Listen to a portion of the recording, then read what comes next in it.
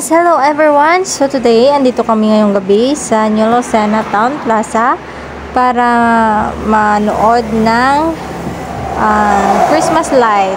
Yun ay tinatawag nilang New Lucena Festival of Light. Yan, kasama ko dito ang aking husband, anak, mga pamangkin, at saka si mother.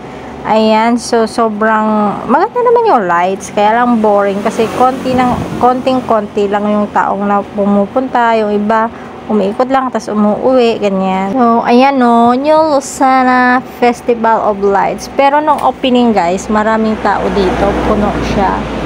So yung buntit nyo ay gumagala-gala. Mahirap pala pag buntis no, nakakatamad gumala. Ayan. So, walang choice. Kailangan samahan na yung mga bata.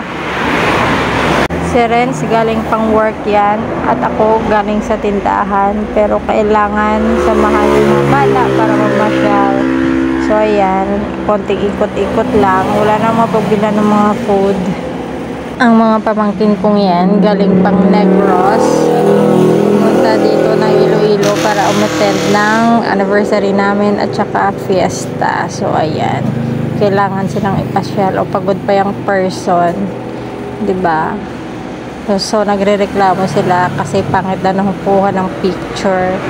Ayan. Kanina nandito yung mga lola pero pinauna namin silang umuwi kasi boring nga daw. Maganda yung mga lights dito eh. Maraming stars. Kaya lang konti lang talaga yung mga pumupunta. Pailan-ilan lang. So, pero araw-araw may namamasyal naman. So, ayan.